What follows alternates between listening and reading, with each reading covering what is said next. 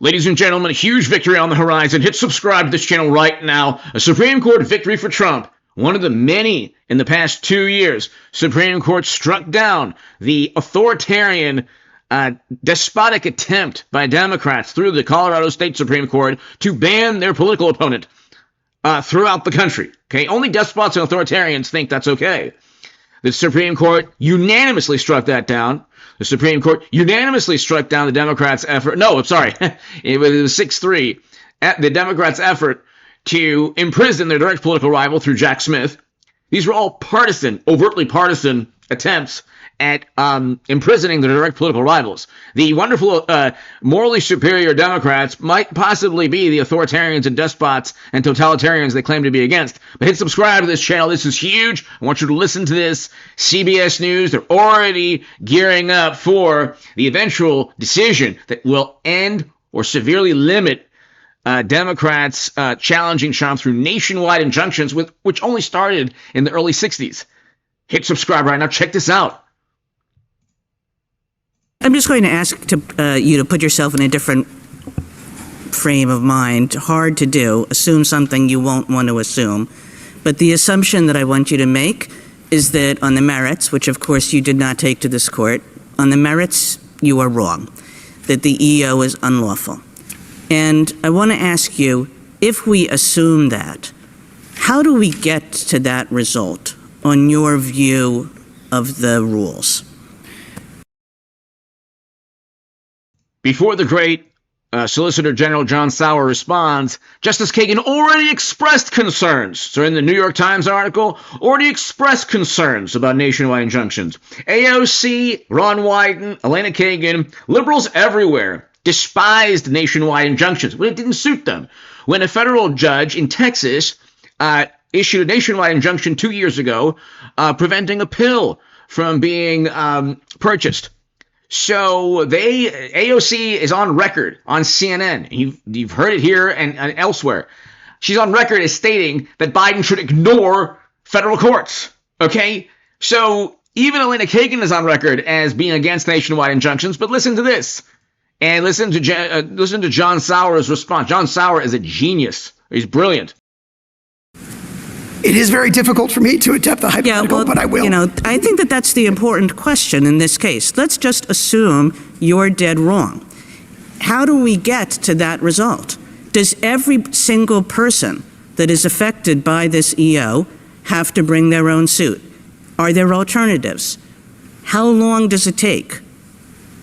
How do we get to the result that there is a single rule of citizenship that is the rule that we've historically applied rather than the rule that the EO would have us do?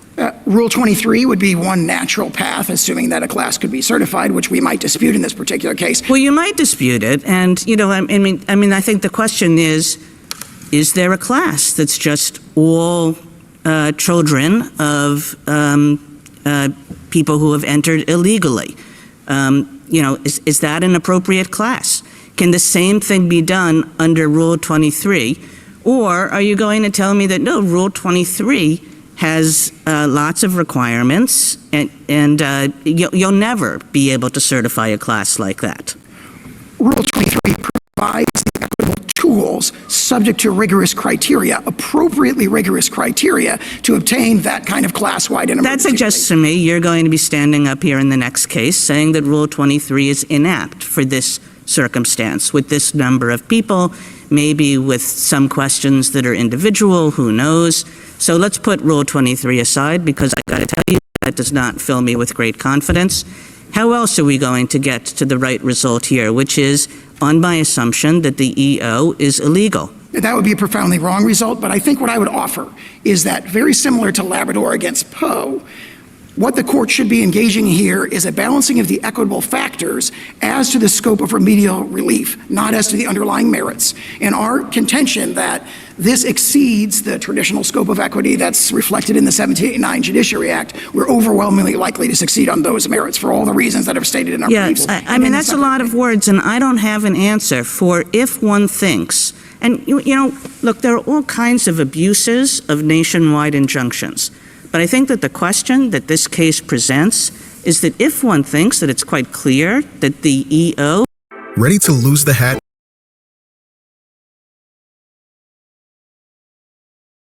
CEO is illegal. How does one get to that result? In what time frame?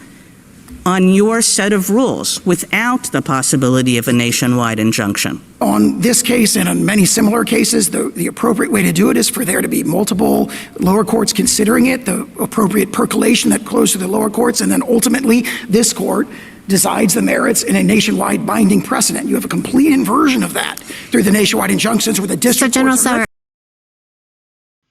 Oh, so there you go.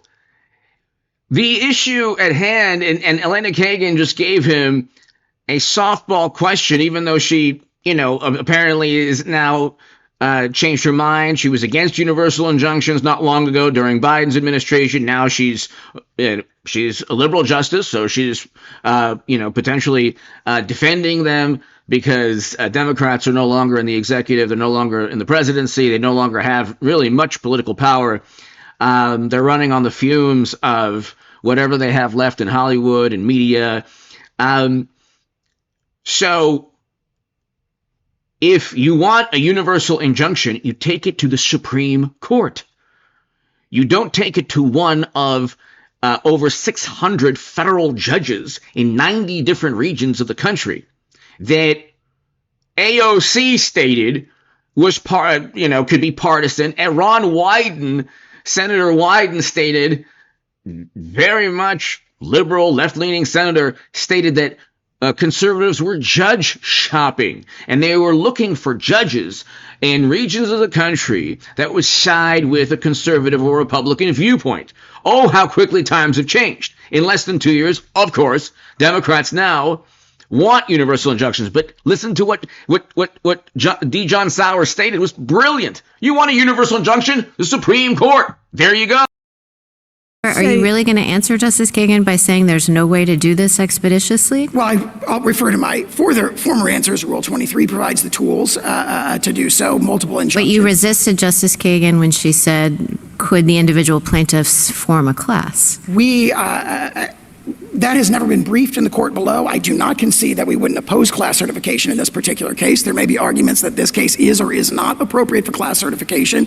And if there were a class appropriate for class certification, you concede that could resolve the question quickly? Yes, absolutely. You concede it could resolve the question quickly through precedent? Yes, absolutely. It could do so. I mean, we obviously dispute the... So just on that point... And if the court... Sorry to interrupt. Go ahead, please. All right, I got a quick one. Well, I'm just going to say just on that point. So, let's say that we're an individual person even. Let's say it wasn't a class. And goes up and gets a ruling from the Second Circuit that the EO is illegal. Does the government commit to not applying its EO in the entire Second Circuit? Or does it say, no, we can continue to apply the rule as to everybody else in the Second Circuit? I can't say as to this individual case. Generally, our practice is to respect circuit precedent within the circuit, but there are exceptions to that. Yes, that is generally your practice, and I'm asking whether it would be your practice in this case. I can't answer because it would depend on what the lower court decision said. So there are circumstances, as I was suggesting, where we think that we want to continue to litigate that in other district courts in the same circuit as well. Yeah, so that means it's not even the normal time it takes for everything to get up, through the circuit courts and to the Supreme Court.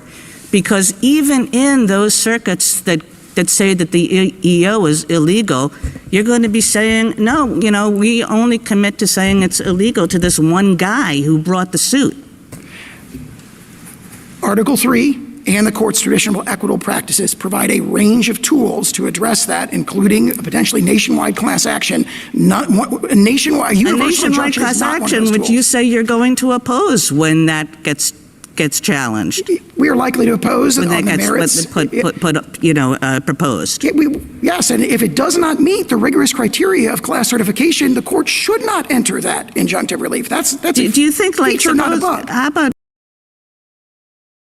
And that's the point. There are already legal avenues where you don't have to give such power to one of 600 judges, liberal or conservative. Again, AOC, Ron Wyden, Elena Kagan, you can see it right here. Elena Kagan has expressed concerns. This was a couple of years ago. This was an article written this is an article the other day, but in 2022, she told Northwestern University Law School, it can't be right that one judge can stop, a presidency from, she goes on with the quote. Anyway, hit subscribe. Huge victory on the horizon. Trump is the antithesis of a despot. He's routinely getting major Supreme Court victories, and Democrats can't stand it. So, of course, they accuse him of being authoritarian when they themselves don't even have functioning primaries. Let's see. They don't have functioning primaries. That's what authoritarians, they have a overpowering, omnipotent political party that chooses their candidates, cheats Bernie Sanders, cheats Biden, hallmark of an authoritarian. They censor people left and right. They accuse Russia of everything, which is also what authoritarians do. They need a scapegoat for everything, whether it's Hunter's laptop or Bernie Sanders getting cheated, us finding out through emails that they wrote. Let's see. They want to fund endless wars, which Trump wants to stop. You'd have to be a complete and utter buffoon. You'd have to be so ignorant that, even a house cat has more intelligence than you to think that Trump is an authoritarian when he wants to stop endless wars. Anyway, we can go on forever. Trump is the antithesis of an authoritarian. The Democrats are far closer to being the tyrants they claim not to be. Anyway, hit subscribe. This is huge.